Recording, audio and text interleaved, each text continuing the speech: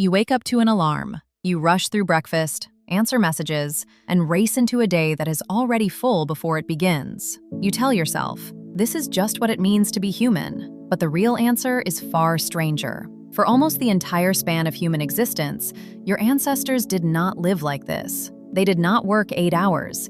They did not work 5 days. They worked a fraction of what you do, and then they stopped. So what did ancient humans actually do all day? To find out, you have to forget the cartoon. Forget the grunting caveman dragging himself from one desperate meal to the next.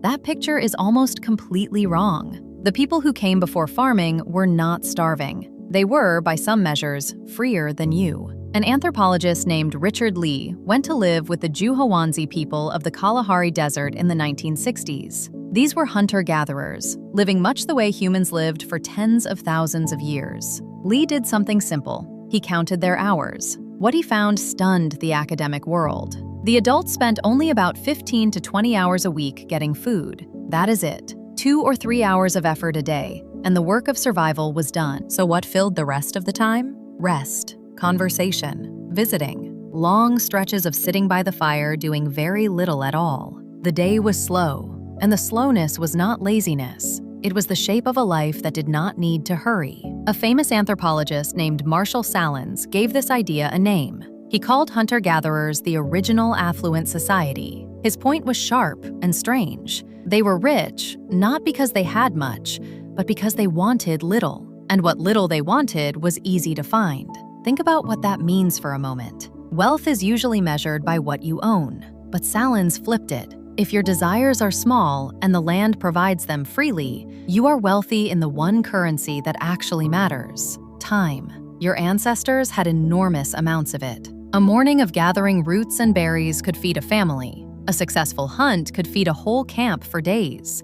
The rest was open. Have you ever had a day with nothing you were required to do? For them, that was most days. But this was not a life of empty boredom. The free time was filled with the things humans are built for: storytelling around the fire after dark, teaching children by letting them watch and play, making tools, songs, jokes, and elaborate webs of relationships that held the whole group together. An anthropologist named Frank Marlowe spent years with the Hadza of Tanzania, one of the last hunter-gatherer peoples on Earth. He watched a society with no bosses, no clocks, and no calendars. Work and life were not separate. Gathering food was social. Walking was social. Even rest was shared. And the work itself was not the grind you might imagine. Men tracked animals across the savannah, a task that took skill, patience, and deep knowledge of the land. Women gathered tubers and fruit, often providing the steadier, larger share of the daily calories. The labor was physical, but it came in bursts, followed by long recovery. This is the part that should unsettle you. Farming, the thing you were taught was humanity's great leap forward, may have made daily life harder, not easier. When humans began to farm, the hours of labor went up, not down. The bodies in the ground from early farming societies were often shorter, sicker, and more worn than the hunter-gatherers who came before. Why would anyone trade freedom for that? Because farming could feed more people on less land. It produced more food and more children, even as it produced more toil. The trap was not that farming felt better. It was that it never let go once it started. Your packed schedule is, in a strange way, the distant echo of that ancient bargain. A researcher named Herman Poncer measured how much energy hadza bodies actually burn in a day. The surprising result was that they burn about the same as you do at your desk.